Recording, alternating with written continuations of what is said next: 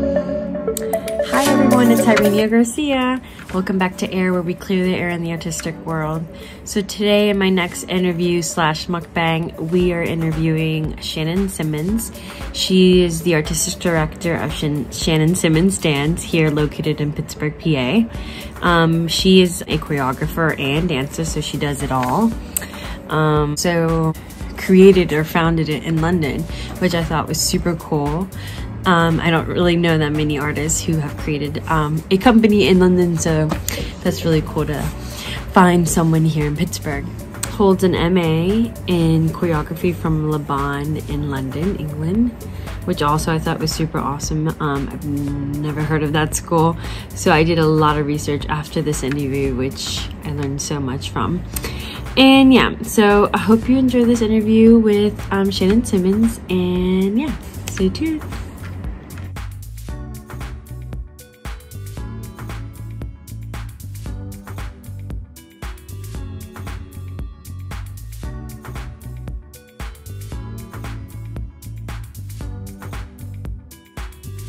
Hello.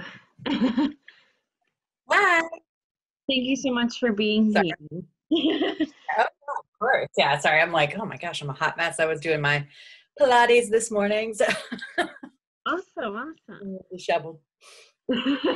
Yeah, it was a snowy morning. Yeah. All right, so welcome on air. Yeah. Saying background and where you got your training, just little info like that. Could you share Yeah. with us a little bit where you began? Yeah, totally. So I'm from Pittsburgh originally, and my mom was a dancer here in Pittsburgh. So I've always grown up around dance, but I've actually never trained in dance until I was 18. So I would take like a dance class, or I would take gymnastics, or I was into volleyball and track and do a bunch of different things. But I never really like stuck with it at all. And so I went to Elon College for my freshman year, thinking I wanted to be a public relations or communications major. And I realized that was not what I had a passion for. And I took a jazz class just because my mom was like, well, you need electives. Why don't you take a jazz class? So I took a Luigi style class from a woman named Linda Sabo. And then I realized, like, wow, I really enjoy figuring out how my body moves and functions.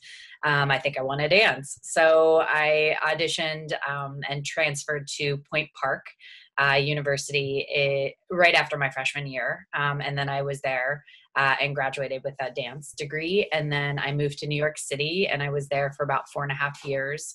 I was doing different gigs and worked with a company called White Road Media. Sorry, I was thinking of something else. White Road Dance Media. And then did a couple of other projects with other choreographers. I also taught for the National Dance Institute for about 3.5 years there. And then I transferred to London, and I lived in London for about 2 years. Got a master's in choreography and worked with a couple choreographers over there as well. Presented some work in Belgium as part of a festival over there. And then I moved back to, and also did like, I started my, basically like Shana Simmons Dance kind of started originating in 2009 in London. I started working with a company called Artmongers, and we did a couple of collaborations where he's a visual artist that does like large scale murals in different outdoor areas and indoor. Wow. So we started collaborating, and the first thing we did was this kind of tea party event where he was revealing this major mural in this square that was kind of dilapidated where I lived. Actually, it was called Deptford. And so we did a tea party for the community, and people could come and drink tea, and there were tables set up. And so we did a piece based off of Alice in Wonderland's tea party. So we had a community member read the story, and then we were dancing along with it. And then everyone started dancing at the end.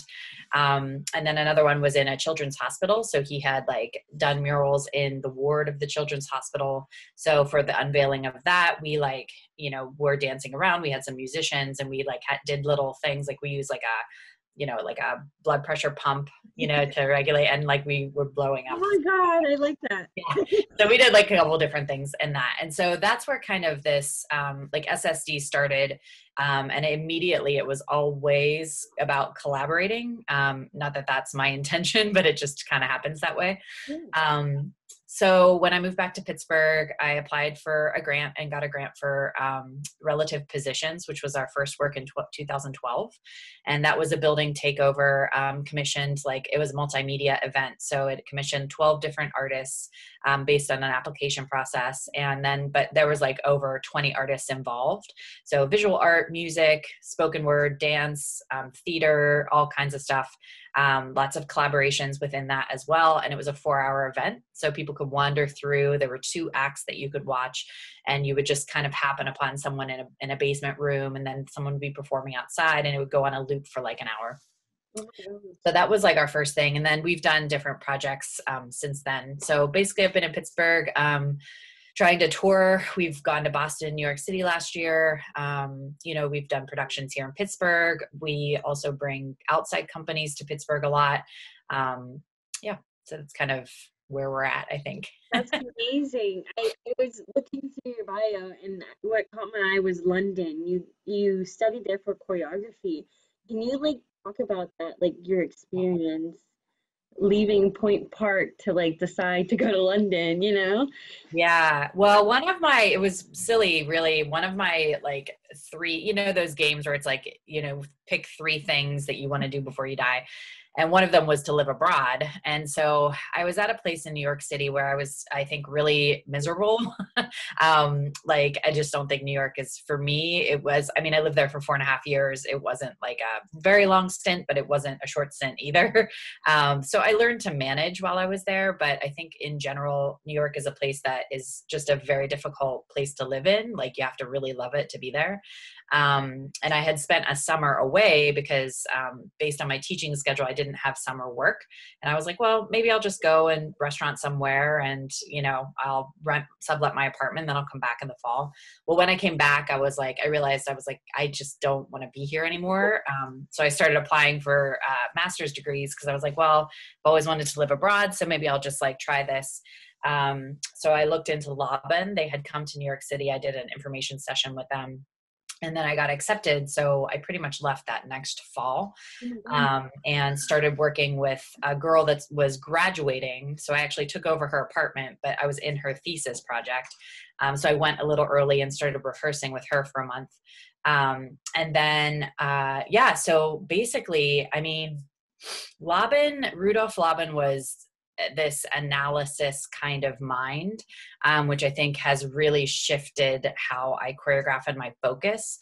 I don't think it's very prevalent in America, just based on our society. And I don't know if it's a matter of what sells, but I've been thinking a lot about this. I have no answers yet. But just like, you know, and it's a huge difference between European modern dance and American modern dance. So I think a lot of where my mentality comes from, and kind of this research-based choreography, that's just really influenced. So it's not about patterns or visualization necessarily. It's more about the research that goes into what movements are generating out of you organically. What does that mean? You know, all kinds of stuff. So I feel like my London experience was probably like the best time of my life. It was amazing. And I just noticed like a different physicality as well. Like, a lot of dancers move more grounded and through the pelvis in European modern dance. I think technique is very emphasized in American modern dance, which is great. And I think that's a great training. But then there's also this kind of natural way of moving that I see in a lot of European dancers, that, yeah, is just a very different, it comes and generates from a different place. So, yeah, I feel like my eyes were very much open to a very different scene while I was over there. Oh, Yes, we got it over here completed. I do agree with that. When I was an undergrad, I saw the whole like, because we went to London and we saw like sulfur dancers there and how they interacted, and like their training wasn't as like amazing. Like they would be like, "You guys are amazing." And we're like, "Really? We think you're amazing." Because like Yeah. they move so freely that they don't care. It's just so raw and like real. It's just amazing to watch. But Yeah. again, it's two different worlds, two different art styles that people don't see. But dance is definitely very different in America. Yeah, absolutely. Yeah. Okay, did you want to bring out your food? Sure. I mean, mine does not look as good as yours, but No, that looks fantastic. So yeah, this is a BLT made again from AJ. I hope you enjoy. thank you, AJ. He's always cooking.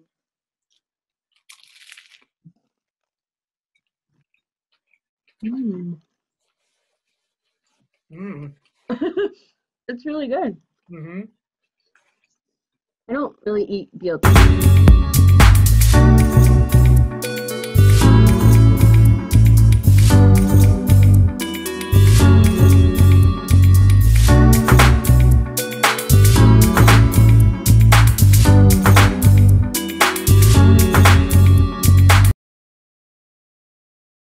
All the time, but No, nor do I. What is why is it called, what's the word that we're using? mukbang, Hmm. mukbang interview where we get to eat and talk. Okay. Where is that from? Where is that word from? Where is that from? I don't really know that actually. Oh. Hmm.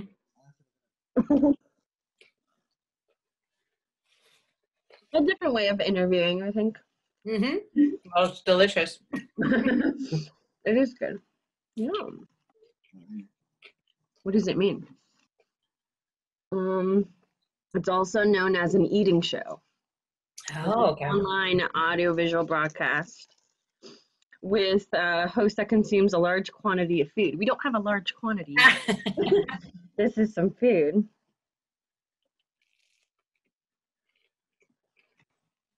And food's awesome. Yeah. So yeah, I think that's so cool that you went to study in London because I have a couple friends who are at London to study choreography and they're saying similar things. Hmm. And it's good exposure, obviously, for artists, upcoming artists. Hmm. All right. My next question. Um, do you find it more intriguing to be a dancer or a choreographer? Intriguing. I like from my perspective or what like from other people are watching. From your perspective, yeah. Mm. Um, I think I lean towards choreography for sure. Um, I think both are intriguing to do, depending on where your proclivity lies. Uh, so I'm not knocking like people that focus and even my students. I see it's like sometimes creativity is not something that is your like bent. It's just not what you want to do. It's not where your interests lie. I think it's it's like a gift, it's a talent. Not everyone needs it not everyone needs it. I think dancing is a separate gift and talent, and some people are born to be dancers and want to be led and taught and figure out their bodies to like the best of the ability. So for me, I think that I just think it's more risky to be a choreographer sometimes because your soul is like displayed in a different way than if you're performing and dancing. That is also equally vulnerable, I think, but you're most likely being utilized as a dancer from someone else's expression. So you are trying to express what the choreographer wants you to express. And I think it's hard as a choreographer to make sure that first of all, your expression is coming through appropriately, or that you're satisfied with your product. 'Cause most times you're not. I think it's just like Yeah, I mean, self-esteem wise, it really takes a strong person, I think, to be a choreographer. And again, like you have to be a strong person to be a dancer too, but I think it's just a different area of exposure Yes. whenever you're choreographing. So Good word to say, yeah, an exposure. Like choreographers are very vulnerable sometimes because they do have to open up those like mysterious stories. right, exactly. Yeah. um, um, being an adult, what is the most fun piece you've been part of? Performance wise, you mean? Yeah. Oh, fun. These are such interesting word choices. um,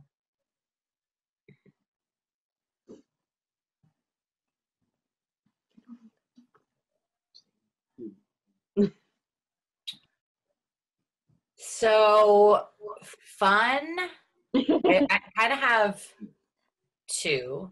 One would be in New York City. Well, no, maybe three, because they're all very different.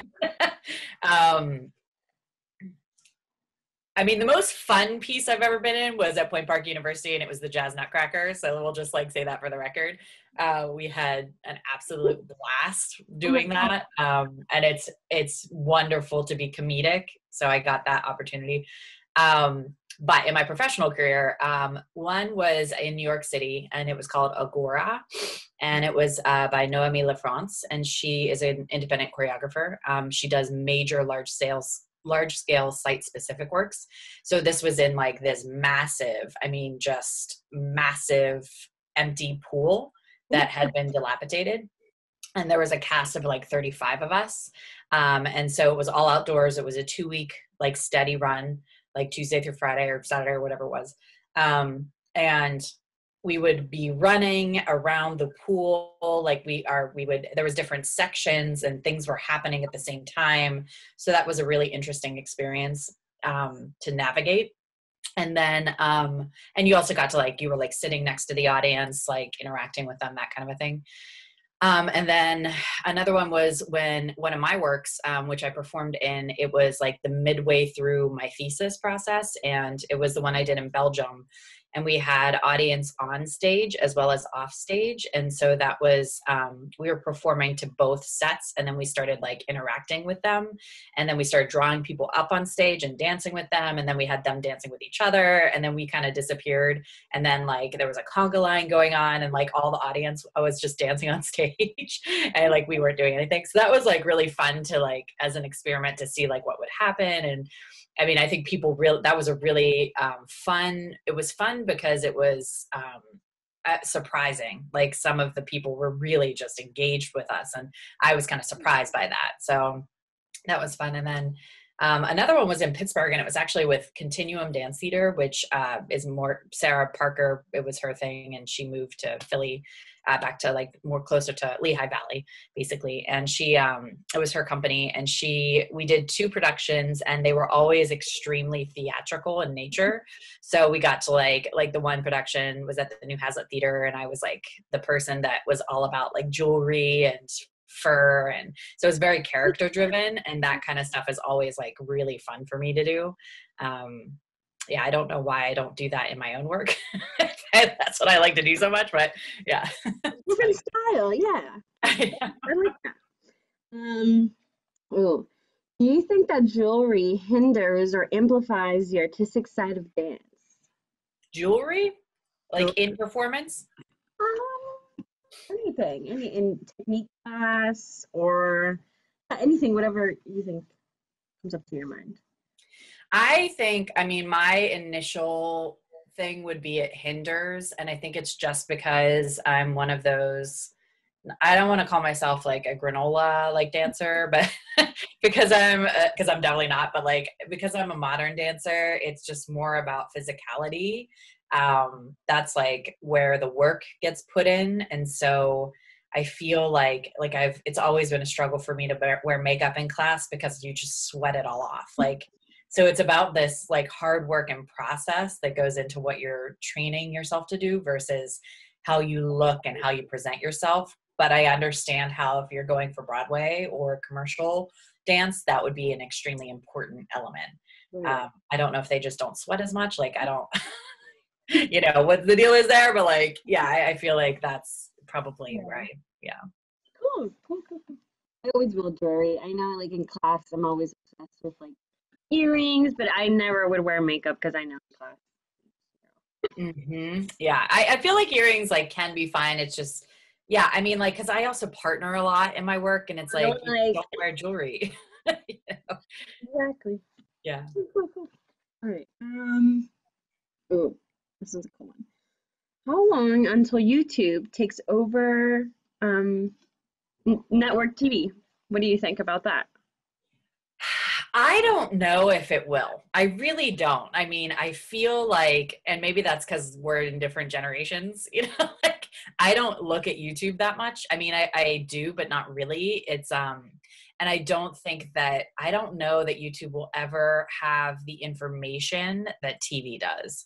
So, you know, until there's, you know, live, I mean, maybe there are live news on YouTube, stuff like that, but I feel like there's so much now streaming things like Netflix, that might take over like live television before YouTube does. I do think like I've actually been in conversation with a couple people that, you know, for one of, if we get a grant, we might pursue a new thing. But anyway, so it's we've talked a lot about how streaming services are like our society is pushing us in that direction. So yeah, I feel like Netflix would be the first thing to take over versus YouTube, but Everything is on there, I feel like. yeah. Yeah. And I mean, people, you know, the products that they're producing are really good, like as far as their own series and their own movies. So yeah, I mean, it's become its own mogul. You know, we were just like reflecting how, what, 10 years ago it was on DVDs, like it was on Like black discs. and white, scratchy film, you know. Yeah. You know, it's crazy how During much. the war, people were filming. It's insane. Yeah. Yeah. It's kind of funny. Yeah. It's even interesting to see like dance movies coming into a thing now. Like I wouldn't, me growing up, I only saw like maybe one or two, but now it's just like I see so many. Like it's, what'd you say? Oh yeah, we just did a festival and then we won an award for it, and I was just like, oh my God, that just happened. Like we just Yeah. did a little film project and it worked out. Yeah. Yeah. It's Totally. crazy. Um, what? Oh, this is a weird question. Sorry. At what age did you get your first phone? Speaking of technology. Like a cell phone. Yeah. I had a like portable car phone, I think, that I never used, that it just sat inside like the glove compartment or something. Probably when I was like maybe 18. Yeah, and we didn't have phones. Yeah, I think I got mine when I was like 17 or 18 as well, like my own proper. And I think it was like the Razor flip phones. I don't know if you remember them back in the day. So we're going back. Okay, no, we didn't have flip phones. No? I had a Oh car phone, like a phone that you plugged into your car. my God, yeah. Totally Yeah. forgot this. Yeah, no, it wasn't. We're not talking about cell phones. My cell phone was probably when I was in New York City. I think it started to become, and yes, I definitely think it was either a BlackBerry or no, I think it was a flip phone, like where you flipped it up. And it was texting, you know, there was no, and it was like slow texting, you know. Yeah. Easy. Time is flying. Yeah. I mean, that was probably like 18 years ago. So it's almost decades ago, but. All right. Let's see. What? Is there a collaboration, without naming names, that looking back was negative but has made a positive outcome for your life?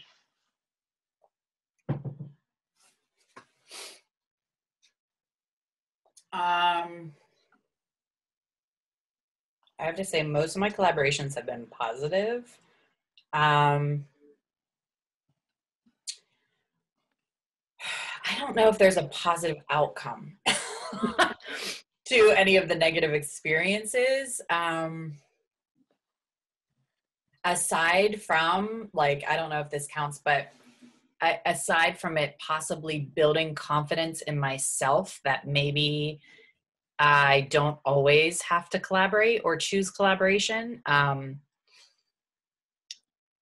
I think it strengthens sometimes, like if it is a negative experience, it might strengthen, what I do and my knowledge of what I do, and my confidence in that, and knowing that,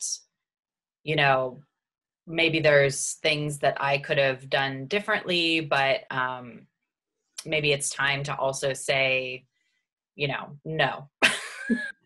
More often than not, whenever it's about collaborating, and I need to be wiser about how and who and when to collaborate with. It needs to be, and not because, I think it's just because I usually just take up any opportunity that arises, and they've all been relatively successful or positive.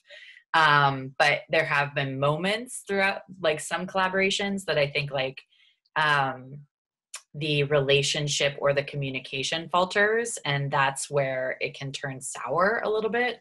And so, like I said, I think sometimes it's like you don't need that stress or headache, and maybe it's worth it for that situation, but maybe it's not worth it for the next one. So just, I think detailing, I don't know if it's a positive outcome, but just detailing what your expectations are, how to move forward in the next collaboration with the next partner, and just kind of being aware of, like, if on the fore end of it, like the foreground, like, or the beforehand, whether it's going to work or not. And sometimes you have to say no.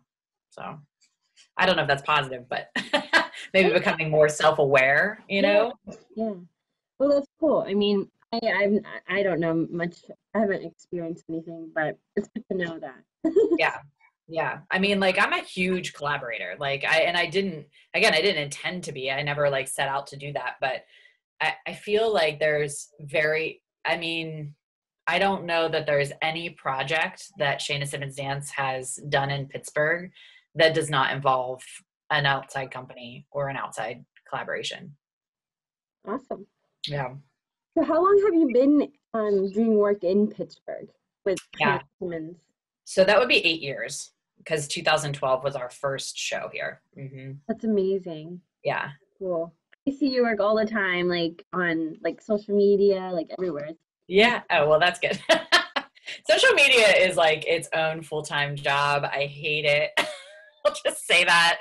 It's, some people have talents towards it. I don't feel like I have one of those talents. And to refuse allegiance to it. I have to try really hard to, figure out what the heck I'm doing. But I mean, it's just necessary. So, I think a lot of people might. It's working. Yeah, thanks. It's good to know. Well, I mean, like I had, because we're doing another constructed site coming up here. So I have a guest artist, call for artists if they want to submit dance for films to be presented. I have someone like from France emailing me and like all these kinds of things. And I was like, where did you find out? She's like, oh, through mutual friends. I started following you on Instagram. I saw the thing and I was like, oh, that is so fantastic. It's working. There you go. Even for like one person. You never know. You just gotta put yourself out there. Yeah. Right, exactly. Awesome. I love it. Okay, now we will end with a game. Okay. The game is super simple. Can you name 5 cereal brands in 15 seconds? Are you gonna time me? Yes, 1 second. Okay, don't think about it. Now I'm thinking about it. Okay, here we go. And go. Wheaties, Honey Bunches of Oats, Fruit Loops, Count Chocula, or whatever that one is, Cocoa Puffs, and Cheerios. Oh my God, those are really good ones. Yeah, 4 seconds left. That was really good. Thank you so much. Thank you so much. I feel like I learned a little bit about you. Oh, good. Yeah. And my cereal brand knowledge. Well, thank you again for being here and for clearing the air with us. Yeah. You're on air. Okay. No problem. thank you so much again for your time and, you know. Yeah, of course. Thank you for the food. It's delicious. Thank you. All right. Thank you, AJ. Well, all right. See you later. All right. Thanks.